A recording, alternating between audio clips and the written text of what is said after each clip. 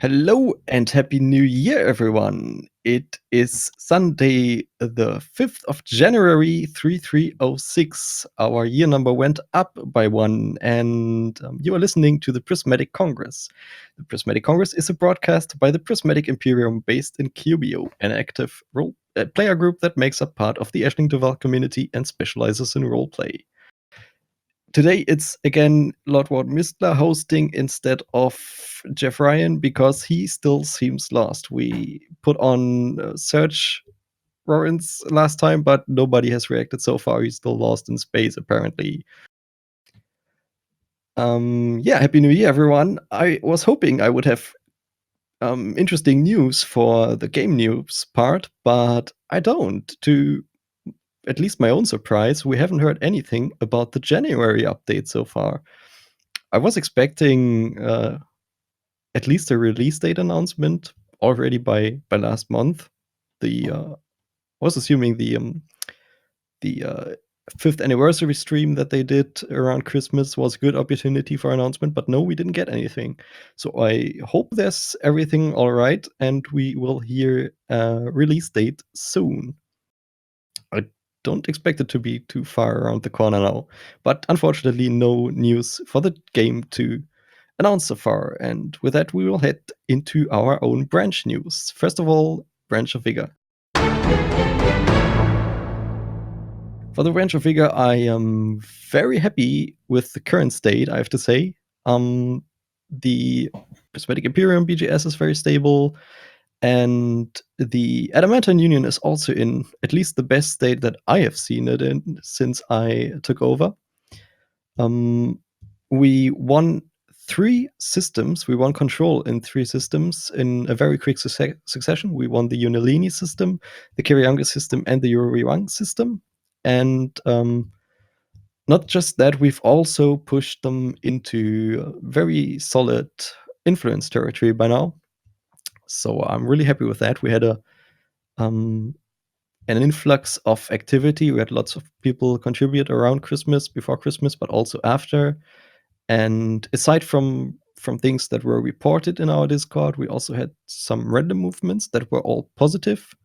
So I'm happy with that as well.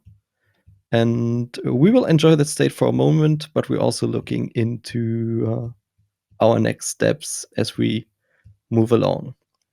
For the Vigor roleplay, I also want to make a short news announcement here. It is moving on, and we are getting closer to restoring Vigorship in the roleplay story. I think this month there's a big finale that I think we will be heading towards now. And if you want to catch up on what happened there, you can read the summary. I have now moved the summary that was initially posted on Discord onto our website, Codex. You can find it under events. And it is up to date with all references, so you can read up on the actual sections and catch up on everything that has happened and that you have missed since the whole thing started back in September. With that, let me hand over to Lord Headmaster Tekuran for the Branch of Sight. Well, Happy New Year, first of all. It isn't that happy for me or my branch. I only have one positive thing to announce, and that is that my commission about countering the Vector spoof show was successful. I can now fund an organization that's finally going to counter him. Other than that, today was a bad day for me. My ship was shot down, I was attacked by my own people. Luckily, the Chancellor was able to save me. But I'll tell you, the Syndicate is a problem for the entire Prismatic Imperium, not just for Vigor. I suggest we all come together and finally end this. That newly elected Lord Warden that arose from the dead, that is now sitting in the Ruby Citadel, is definitely a syndicate general, in my opinion. Please do something. I have no idea where my roleplay is currently going. I could be in a prison cell or return to my office, but these are very dangerous times for the branch of sight and the entirety of the Prismatic Imperium. We have to clear this because otherwise I can't do any side exploration missions anymore if I'm sitting in a prison cell and so on. Well, let's see what Mind has to say because they're not really affected yet by all of this chaos. Hello, good morning or afternoon or evening. It is I, your Lord Harold, and I have to say things have been quite wonderful in the branch of mind. In fact, honestly, they don't ever get any better. It's just great. The great thing is nothing ever can happen in mind that I would see as a negative thing. Everything is always just perfect. Uh, that's what I'm supposed to claim as the Lord Harold. Job well done. All right, so moving on to the news for Branch of Mind. Um, Doing roleplay interactions and sessions in open now rewards experience or reputation, I mean. So generally, if it's a pretty decent session, it gives you 50 reputation points. And if it's something large that progresses the main plot, it is 150. And that can be broken down to, with anywhere between, depending on your input. So that should hopefully generate some additional interest for some purposeful engagements. Um, Other than that, I have been working on art on my end. I am still developing new commanding officers for the enemy. None of that has been shown or uploaded to the website yet. Um, and then I am still working on the Lord Harold portrait whenever I find the motivation. And I have to say that's looking pretty good, but I am not satisfied with what my character is wearing. So I have a feeling in the end I'm going to paint the portrait over whatever I generate with the CGI. And so that covers the production stuff. Now for roleplay, I'm pretty excited about what Kurt Austin has delivered when he went to Gordon Depot. That really opened up some more of the story with the competing mercenary companies, the White Rose and the Tyrant Thorn. And so now that he has learned quite a bit, I expect some of that stuff to become more common knowledge as it filters down to the other players. I'm also hoping that he shares some of the stuff that he's learned with other players. But I do want to make an important note that a lot of people that have been involved in this story in any capacity have important details that should be shared with other characters, especially Kurt Austin. So if you ever see anything that seems interesting and you notice it parallels to something that's being said um, in the role play, please do your part in sharing that information. Um, Otherwise, that's the only way we can piece the full story together. So everyone has a little piece of the puzzle, basically. And I think that covers all the news for the branch of mind. That sounds good. Thank you. To follow up on stuff, first of all, the question: anyone wants to follow up on Vigor news? Uh, yeah, I've got lots of questions, but none of them are worth asking. Oh, I'm wondering who the heck is this new Lord Warden you have? Yeah, me too. I'm wondering about that too. I Well, want to know what his next if, move is. if you want to find out who he is, just fly above the building he's contained in, and suddenly you get shot down. No, I don't find out who he is when doing that. I find out what a missile looks like when I do that. Guaranteed credit loss for free. Yeah, I expect you to self-destruct your courier, otherwise you lose 200 reputation. Hey, It No was, it pressure. was destroyed. I do hope I get it covers back in credits. I think that sums up most of my questions for Vigor. It's all related to that. So my first question is, the counter show to the vector, what will it look like? I knew it would be coming. Well, Of course. you see, the thing is, if you read the description that resulted in success, it said that I was able to successfully fund an organization that will deal with the vector by countering its show with censored comments of his show, revealing the truth ultimately. I do think we'll see a new magazine coming, but not not that soon. Somewhere in the next months, I guess. That description is somewhat vague. That could also mean you hired a bunch of internet trolls.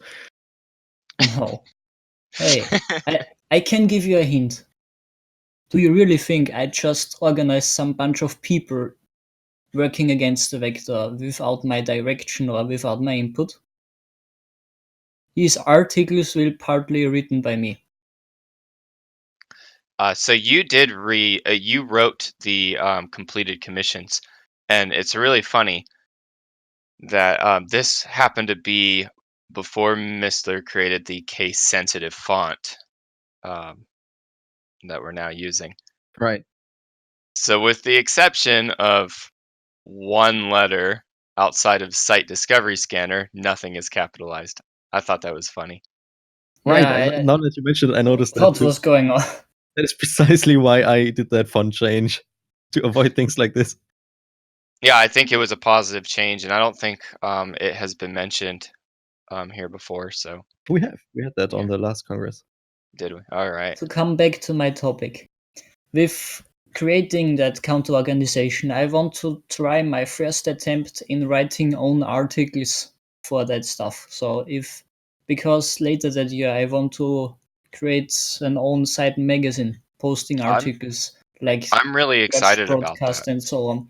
Yeah, But I want to practice that first with these counter vector articles I'm going to write next month. that sounds awesome. I'm looking forward to it. Very cool. And it will be easy You to have integrate in about our new system. If you can have a minimum of 30 of them done, then Yeah, sure. we'll bring it online. No problem. After the 14th of January, I will be able to start. I think I can finish it by February. Cool. I'm just looking through his articles and I'm going to write something like content alike answer, but with something like viewer comments like, that's not true. What is he talking about? And So censored long as stuff. you make it self-sustained and timeless, because Of course. it's gonna post independently of whatever I know how that Vector system posts. works, yeah. But Vector won't be going away. You'll just have your own, which I think that's going to be really funny, and I also think it kind of defeats the. I don't know. I think you're going to make it more popular, and maybe that's what you're going for. But Well, I it want really to is shut him funny. off, but yeah. By the Will it way, have? never do visit Cellar 131 on Emort because that's where my team will be located. I wonder what time slot it will have. Will it be the 1 hour after the vector? How about posting it 5 minutes after he posts? We're doing hour slots, but Right. And I how Or mean, also late? yeah. go before and always end with "Don't turn into the vector now." You know, It, my team be like, let's wait for an article of him. There it is. Okay, let's just write something in return that needs to sound as good as his. Yeah, depending on how many you create, if you have a minimum, then you'll post less frequently. Well, then I have to concentrate my insults on a weekly basis. All right, moving forward. Kevin, you mentioned roleplay rewards. That's lovely to hear. I know in in theory, these existed for the time, but not very transparent. To what degree is this going to change, and what will the workflow be like? Do people have to report stuff? Who will do the rewarding? I think that's going to be my goal, is to have people reporting it, so that I'm no longer, I'm not responsible for tracking who I've rewarded and who I have not based on sessions that have happened, because that can be really easy to lose track of across so many different channels. So I would say anytime anyone has participated in any role play, they should make a habit of reporting it. And we could even start practicing linking to the start of the content, That's right. It since could we can be do a Discord report links now. like X and Y participated in this chapter with a link or so. At least some. Yeah. Only would yeah. have to specify some kind of I'll lay entry on the something mission out board. on the Mind mission board on Okay. exactly the format you should use. And I really like the way my mission board is formatted now. And so I don't know if any of the other branches match that, but it's kind of a fun one. Well, look at mine. It has his own kind of format. Yeah. By the way, there's one thing I'd like to mention. Go ahead. I think it's necessary that we create something like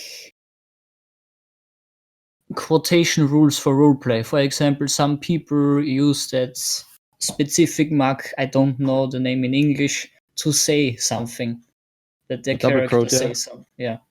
I think that system should be uniformly, so that everyone uses the same rules with writing a message his character says, or writing something the character does. Because me, for example, I don't use these quotation marks, but people like the Chancellor do. So it might look a bit confusing for I've people who started doing that now too. All NPCs now put things in quotes. Anything to help differentiate what's being said and what's being done. And yeah, there is a format, and I would hope that anybody who's reading along will eventually tailor their own stuff to match what they're saying. But it's not an easy thing to police, and I don't want to discourage people for jumping in. We've already got a reputation of being a little intimidating for new people to jump into, and of course, we're not supposed to be that way. But I can create guidelines somewhere that. I guess that was Yeah, it would be a good idea, I think. what I wanted to suggest too. Yeah, I think there are differing opinions on what the best format is, and enforcing stuff, I don't know, but just some general guideline at least on what people usually do, and not just for the quotations and actions being in italics and speech being in quotes or something like that, but also all other kinds of possibilities could be in such a guideline document. Like, Yeah. what do written messages look like? Do they look like speech, or do they look different? For example, in my case, I separate them by putting actual speech in quotes and messages not. But there's a unique system for things like that. Or I think on occasion we also had references or out of character stuff put into a message. Maybe some formatting for that. I remember some guidelines somewhere, but I don't remember where that was. I definitely discouraged people from putting out of character comments in any of the narrative channels. I remember I linked at least to one news article in one of my in character posts, so as a reference, which is definitely out of character, but supposed to help people follow along what happened. Oh, right. Okay. So there's one other thing I also want to suggest. I'm a bit bloodthirsty. Can we have a Vigor event soon where we go into a combat zone or something like this? I know it's a very stable time for Vigor at the moment, but maybe it would be enjoyable if we group up and shoot something. I actually have an idea for an event, but didn't really get around to planning it yet and reaching out to the persons that I want to reach out. Currently, I'm a bit busy, or I have a fair bunch of to-dos that I want to get done first, but I have something on my mind, and we'll talk about it at a later date. I'm looking forward. Do we want to open up to prismatic discussion, Um, or do you have any more questions for the branch of mind? I think that's pretty much covered this. You also mentioned that Kurt has made progress and uncovered the White Rose, which we now know by name, which was, as a side note, really interesting to see that as soon as he learned the name of that group, it was everywhere. Yeah. You like to use it now. It was an obvious moment I've of, oh, I can finally use this name.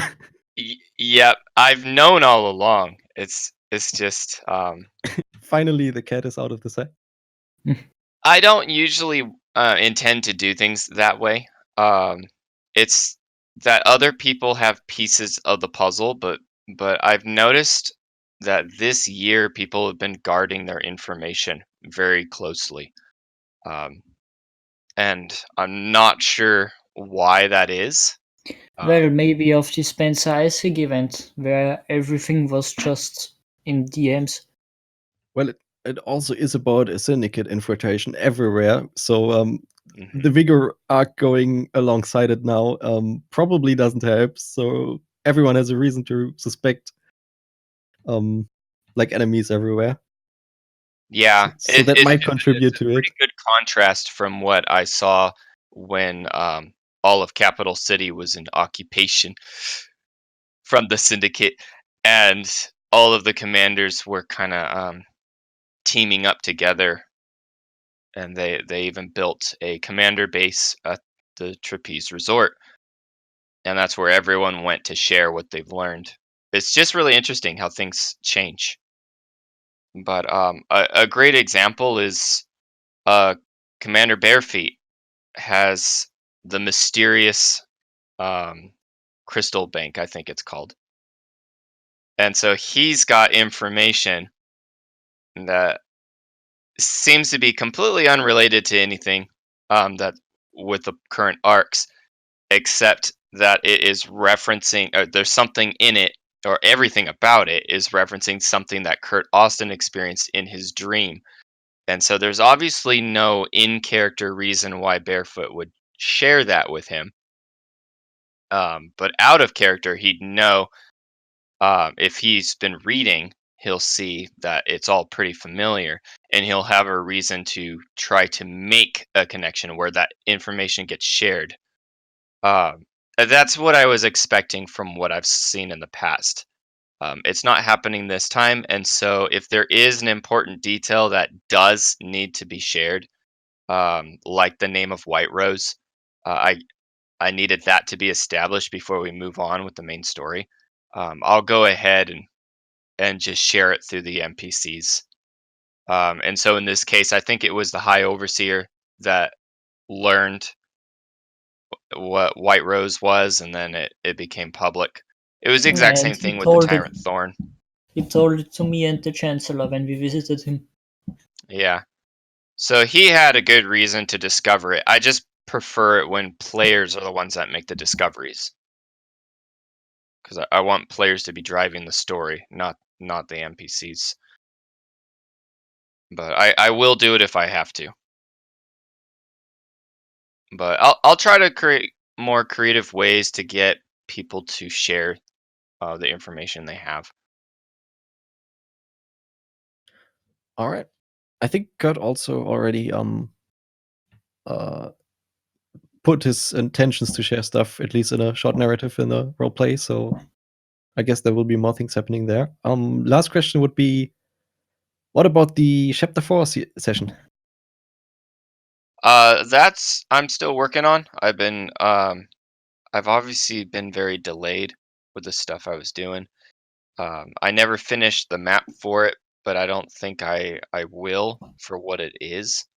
So I think I'll just go in and throw in a little bit more to the session, and really I was trying to buy myself time to finish the audio logs for the future sessions. But I'm at a point where things should start rolling pretty quickly. Again, it's been very busy on my end. Definitely be in anticipation for that session to happen. I will make sure there's um, a good notice because I need at least 4 players to join it. It can't be where just like 2 people show up. I guess we'll have a lot more. Yeah. And it will be the first like really big session, at least in concept again, for a while at least. So Yeah. yeah. But take your time. Whenever that will happen, we might already be done with the Vigor arc. At least have people on their free foot again, including myself. But we'll see. I'm at least looking forward to it. That's kind of what the plan is. I expect you'll be free by the time we do the I chapter hope. 4 session. I hope me too. Yeah. If not, I will find a way to make it all work out, so you don't have to worry about not being able to participate. If you want to participate, you will make it. Yeah. Sounds good to me. Well, time to move into prismatic discussion then. Prismatic discussion. Prismatic discussion. Well. Prismatic discussion. Well. I'll never get used to this terrible piece of music. Thanks to Jeff and our big band. For today, I actually had at least a little bit of time to prepare a topic, so we're not sitting ducks right now. But first, let me properly say hello, welcome to the open discussion. Everyone is welcome to participate now if they want. And I want to start with the question: if you have something you want to bring up first about Elite or our community. Yeah, well, I don't know why, but recently I've started to think about fleet carriers again and how every branch of ours will have one. I'm eager to know how you are going to use yours, for what activities and for what purposes. Who, me? Yeah, Mr. Mind, Mr. Vigor. Oh, right. Yeah, I think mine's going to be mining. But I'm not sure. It really comes down to me seeing the details. Right, what the exact builds are that you can do with it. Still lacking some kind of details there. I think I've mentioned what a cool Vigor purpose is before. There are systems like Lambda 2 that happen to be in a war quite often and that do not have any good orbital L pads in space where you can restock your ship or even M pad. You always have to go to that planetary station, and that takes a lot of time and is annoying as hell. So a good purpose I can see for a Vigor fleet carrier is just using it as a mobile battle base, basically. Yeah, I imagine mine would be something similar. Considering I don't know if we'll get Kubio. I don't know how any of that's gonna work. I don't know who gets instanced and who doesn't. But from what Frontier claimed, we can only buy one of them, and then we're stuck with that one forever. I don't see that actually happening because that would start a riot, but who knows? I mean, you never know. I didn't expect our hired pilots to still be dead on ship destruction. So you not don't anymore. know. Or at least not soon.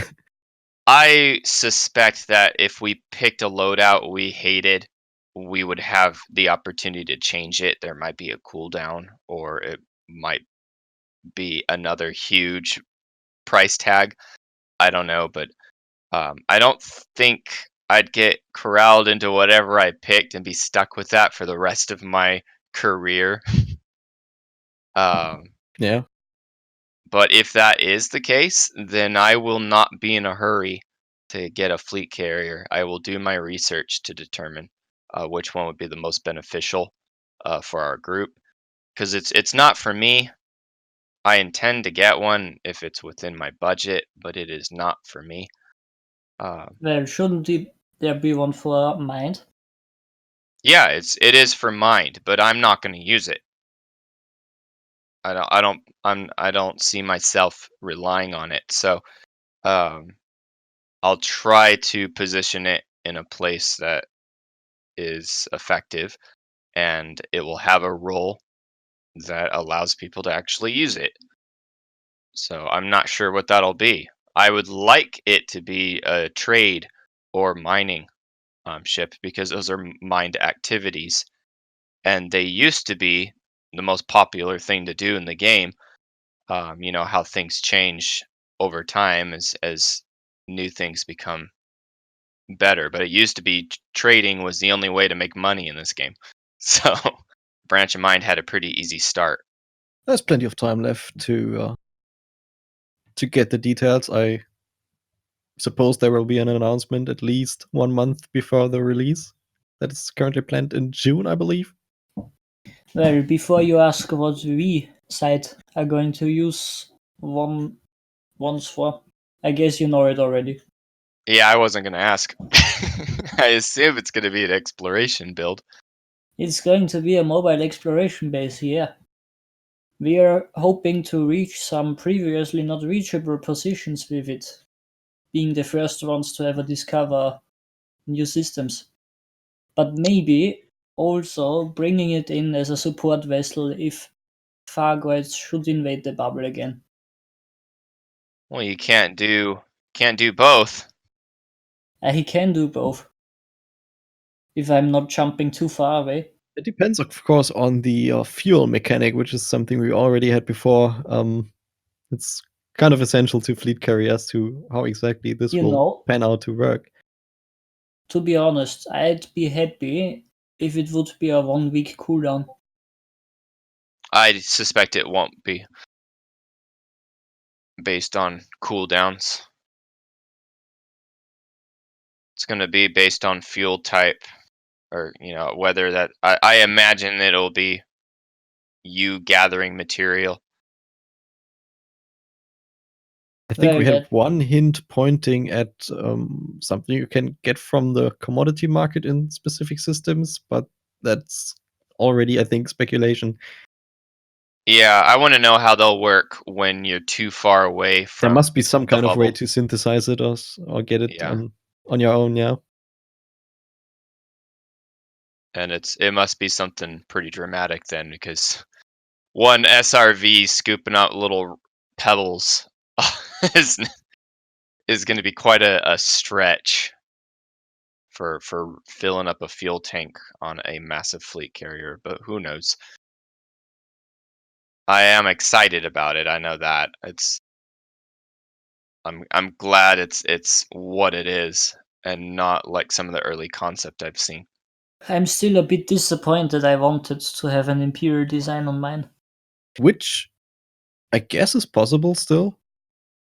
You think so? I mean, at least in theory, fleet carriers, I don't see why there shouldn't be some kind of possibility to customize them with paint jobs and whatnot. Yeah, I have no idea. I would be surprised if we could have full customization like that, since they have a lot of greeble to them. But if we can do that, that would be great. One thing I just want to say I'm really excited about was how the Gordon Depot attack worked out. That was a pretty fun read, too, yeah. Yeah, it was unfortunate that it was only for the benefit of one player, but it was a fun one. It kept me busy, and especially good if you throw on some good action music. And it had a nice mix of action and comedy and progression. I like that raid. It's really helpful to have two NPCs in any conversation that can play off each other. Right. In this case, I think it was 3. Yes, On one side only, not counting the other side that also participated. Yeah. Kadeen's fun because I've been doing dice rolls to see how how stupid or relevant her comments are pretty much at every opportunity. And it's been pretty hilarious. And if anyone's surprised by her personality, it's always been this way. So she's generally very much driven by roles. Yeah. So I didn't used to do any roles really. When she was first introduced, she was just always throwing temper tantrums. She was extremely immature, and that's because she was drugged on the gem. How did you always say the action of others formed her character? Well, so there was a 50-50 chance that she'd become a villain. She was the 8th Syndicate General. And don't forget, there's an Isaac in the surname. What's that? Oh, well, so she didn't used to go by Kadeen Isaac. It was Kadeen Rivers. Since she's the adopted daughter of Patrick Rivers. And so she was taking on his name, and she could have been following in his footsteps and becoming a villain. Her role was to infiltrate and manipulate. But reading some of that old stuff is pretty interesting, just to see how emotional she was and how angry she'd get. And she really couldn't figure out where she fit in the universe. But layered on top of that was her personality being defined based on how players interacted with her. And a lot of players really were drawn to her, and so they'd offer her to work for them, and whatever. And so she built an interest for pretty much something related to each of the 3 branches. In the end, she was swayed by the branch of sight. So Yay! she's now an Emerald student. And a pretty successful one too. Yeah. And it seems her biggest interest right now is music. Music and art. But she could, the People's Media wants to hire her. So you still got Mind trying to pull her interest, and Vigor definitely has a reason to pull her interest because she's an excellent pilot. She's also going to perform at the Business Core opening, whenever that is. Right. With a nice piano song that I think I may know what it will sound like. Yeah. I think we'll have a little sample of that in one of the opening logs for the main story sessions. Sweet. All right. Would you like to head with me into a different topic? I actually prepared a couple of notes, which is I think almost a page, on a semi-related topic, which is sci-fi stereotypes in games. So we're moving a little bit away from Elite in particular. We will of course also look at Elite with an eye, but I think this is an interesting topic, and to first start with how I came up with this topic and why I want to bring it up right now, or at least in the Congress in general, is we recently had something or things in our chats that brought it to my attention. There was just recently that Kevin mentioned using these glass pads, data pads in artwork, I think, and a few weeks before that, we had a little discussion about if there should be tin cans in the future. And it's not about these two instances in particular, but I think there's a general kind of thinking going on here. And the thinking, I mean, is, do we only use or expect elements in sci-fi games because they look sci-fi, or do they have an actual purpose? Or to put it differently, is there a good reason to assume something is different and how it will be in the future, or do we only think it is so because it has to be different in the future? If you get what I mean. I have the impression that that in a lot of cases games use stereotypical elements by now because every game use it and others like copy it. But when you start thinking about it, there isn't too much purpose behind it. And before we discuss about this more openly, I want to go through a couple of examples. And for that, I actually want to base the following points on a fairly entertaining video I saw a couple of weeks ago, which is a rant by a German guy on YouTube, which is called Rant with Trend, and he made a little top 5 about the most clumsy and generic interior design elements in science fiction games. It's a fairly hilarious 40-minute video in which he goes deeper and deeper into a rant of how things are very stereotypical. It's elements that often only look or are used because they look sci-fi, but the question is, where's the real purpose in that? He emphasizes, of course, in that whole rant that these things do not need to have much of an impact on the quality of a game. He quotes Doom, Halo, and StarCraft, which are all, on their own regard, fairly good games. But still, these games have these elements that can be annoying as hell.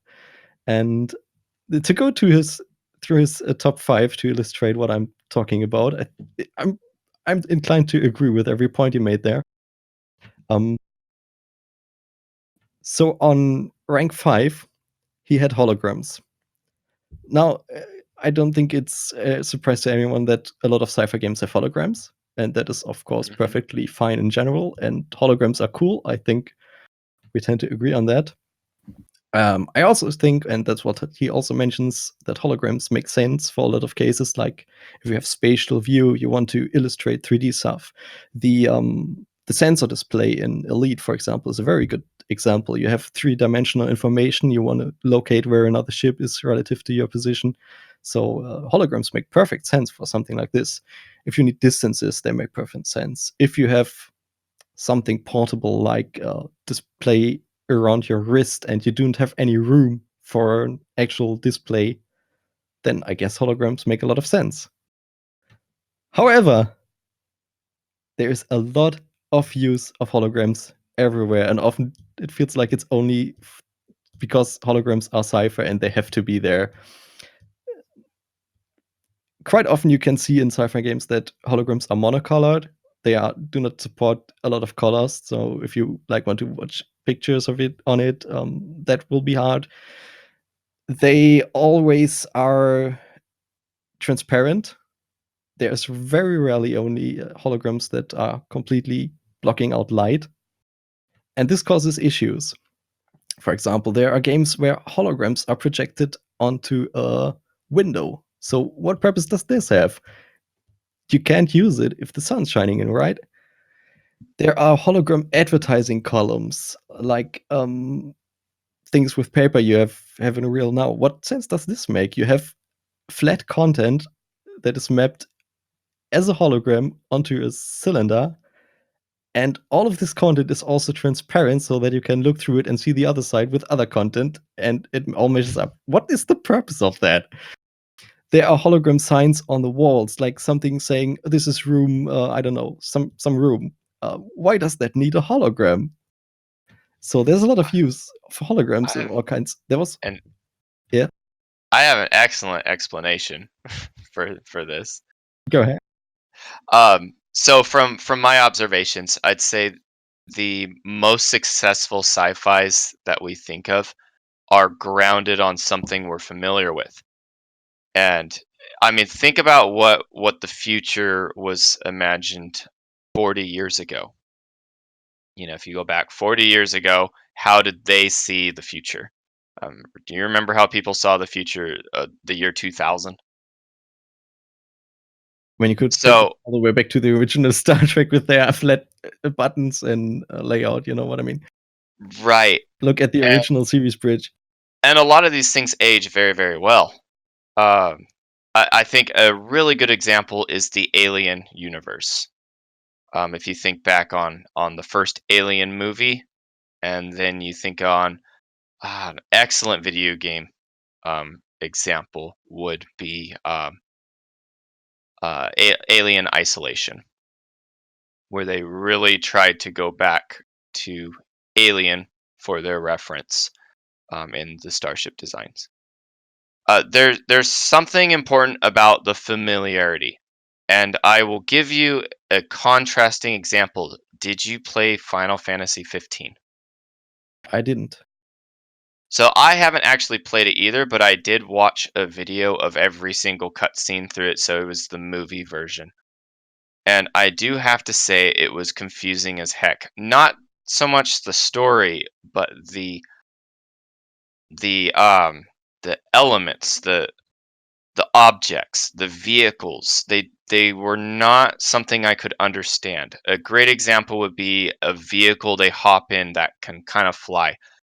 They jumped in, but I have no idea exactly where the cockpit was, and I think it started flying sideways. I don't know which way is forward. I don't know which way is back.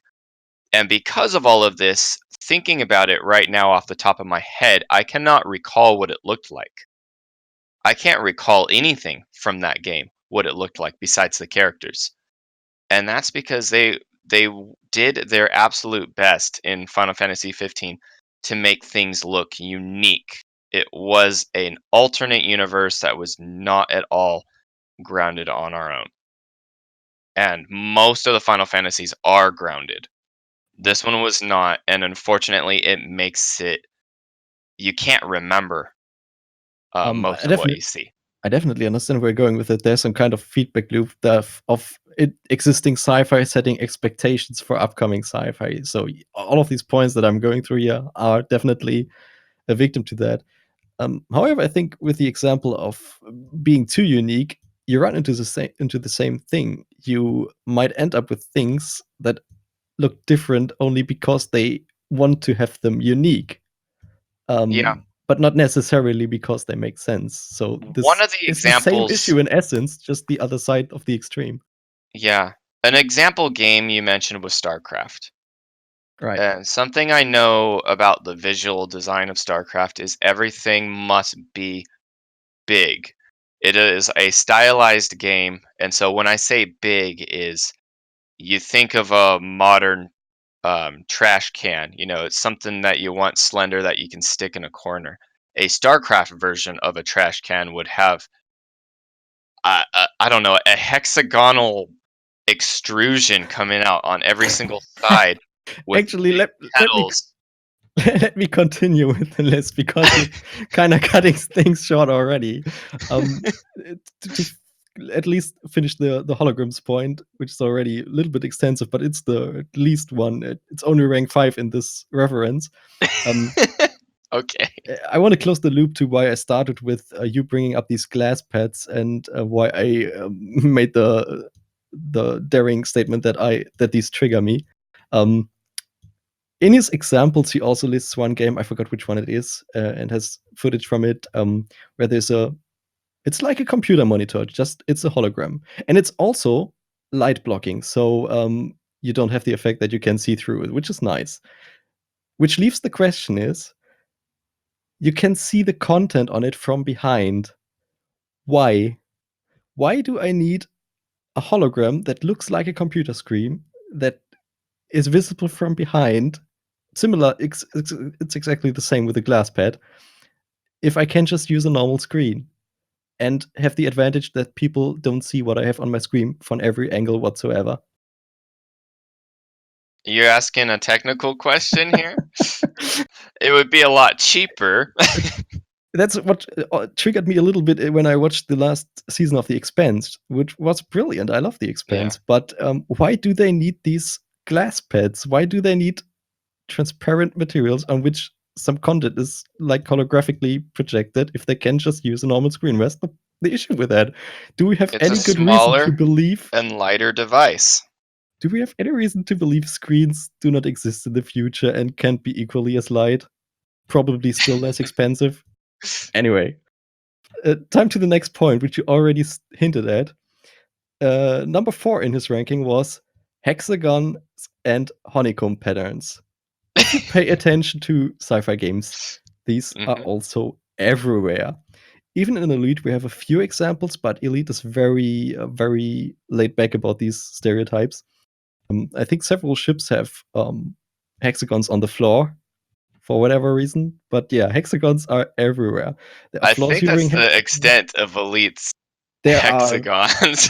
The visors in Halo use hexagons. Holograms use hexagons. Actually, no, Elite also is an issue in this case. The Elite panels, the hologram panels, when they load, they always show these hexagons.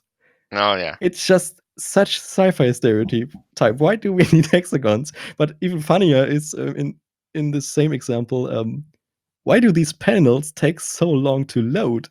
Why do we even see these hexagons? We are in the future. We have already websites You're loading going at way too far now. no speed, and yet You have to sci-fi remember games, that Elite Dangerous is actually the sci-fi 80s, man. everything needs to load with long hexagon patterns. It's so fun. And the logos use hexagons. Everything uses hexagons. It's really funny. Of course, force fields are also classics. Force fields have to use hexagons because it can't just be some kind of, force field that is simple. Mass Effect is all about hexagons. If you shoot it, it also needs to show a hexagon. Yeah, well, we could talk about hexagons all day. What's the next? We couldn't What's talk the about the next whole one? list the whole day, so I'm going to speed it up now. This was only points that he said are mildly, yeah, they are omnipresent, but only mildly annoying. It gets a little bit more prominent after that. Rank 3 for him was useless numbers. Useless what? Useless numbers. If you pay attention to games, a great example for this is Destiny. But you also mentioned Deus Ex and Doom. There are numbers everywhere. There are numbers on chest, on walls, on pads, on columns, on crates, on doors, on windows. In Destiny, I have noted a few examples here. In Destiny, has a container, just a simple container that has on one side B79 and on the other T06. There is a room that is B1-DS3 small I, and that number is written on every wall of the room. There is a panel, a communications panel, or something like a keypad in Doom, which has UAC.0112.11E-1. There is in Deus Ex, there is a lab that has lab 24 on it, and right next to it, there's number 22. And if you look through the window, there's on a wall 332. There are numbers everywhere. It's hilarious. Yeah. So, I mean, if you actually stop and read the numbers, then they don't make sense. And that is because we're dealing with video games here that are using some practical illusions, essentially. He had a wall, which was just a window wall. But the basically. concept and perfectly fine. Perfectly fine, I'd say. I mean, I think if you are in a large facility that is anything like a warehouse, especially a giant space station or something, you need everything numbered so you know exactly what column needs to be replaced, which wall has the power lines behind it, blah, blah, Who has blah. a wall with a window in their house, and below the window it says LM-ML03-05-06. And I can understand the only argument you can possibly try to make is that it has some kind of organizational purpose for, I don't know. But seriously, who is the kind of cleaner? And we have robots in the future. In someone's house, yeah, that wouldn't make sense. If we disregard that, if there's some guy cleaning, even if it's a big, huge, enormous facility, if there's a guy cleaning it, is he like, huh, I just cleaned wall 1033. Oh, I'm now gonna clean wall 33-1. Seriously, why are the numbers everywhere? Serial numbers and stuff like that makes sense, but there's a lot of overuse of that in games. So every free space of things seems to be full of numbers. It's a form of greeble. It's something that just creates detail, and oftentimes it can be overlaid as a stencil, and is just projected to the wall, kind of like a light. even And that's a really good way to break up repetitiveness. in a way, these are repetitive on their own, but that's a different way to Yeah, react. you're not supposed to stop and actually read them. Right. I think that's like the artistic approach is they're not expecting you to actually read these things. I mean, that's another thing you'll see like in Borderlands. If you've got monitors, they're just like they want computer screens all over the place, right? But what the heck do you put on those computer screens? And To so kind they just jump into Photoshop and they're making up readouts and displays and Borderlands 2 specifically used an ultrasound from one of the babies that was being, a studio baby essentially. And movie, they're but just what? like just stick in I don't know, they're like googling for random text at this point. That's precisely a point. Why you can just not It's do it? difficult. It's difficult, but you want to populate it with something. To move further, because we're starting to run out of time already, and I have way too many notes that I'm gonna skip through. The first two ranks are actually both rank 1 in his video because he couldn't decide on which one is worse. So A1 basically that he mentions is the obtuse angle. It's that angle between two edges in a hexagon, that higher than a 90-degree angle. It's everywhere. First of all, you think, oh, but that's only an angle. It's a simple shape, so of course you will see that everywhere. But no, it's actually very, very annoying because Elite is fairly good at this. Are we talking about almost bevels? we can almost not blame Elite because Elite tries, I think, to avoid this very well. But this angle is the most prominent example is in user interfaces and on displays where they cut the edges. So a simple rectangular Right. shape in the future cannot happen. There will never be rectangles in the future. We have to cut the edges Yeah. and have this 135-degree angle. We need it. There's a technical reason for that. When working with a game engine that's displaying on a monitor for things that you can see at angles, you never want a 90-degree angle anywhere because you're at your resolution and anti-aliasing, or aliasing to be exact, is going to do some weird things where you get a floating pixel. And it just makes things look unnaturally sharp, and light has a hard time bending around that, and it looks super fake. So, as a rule of thumb, every artist is expected to bevel everything. But you can make it soft. You don't have to put edges, especially in user interfaces. There are extreme examples, and I will put the video link into the Yeah, description. I would call that an extreme And example. I will also put the link to that video into the channel in a moment. Yeah, please do. Even if you don't understand German, if you do understand, I recommend to watch the I whole don't. thing. But even if you don't, I recommend just scrolling through it because there's amazing amounts of footage of what he's talking about and how to what degrees this can be observed in these games. Right. There are also fascinating examples for these angles. There are, of course, doors need them. Like you can't have a simple glass door that slides open and that is just a simple straight line in the middle. No, you need to have two of these angles in between it. StarCraft 2 has 1,000 displays. Almost every display in StarCraft seems to be a completely different model, and all of these have completely weird angles. Like there are inward cuts. Who the hell wants to use a computer display with inward cuts that That's arbitrarily? StarCraft is a cartoon.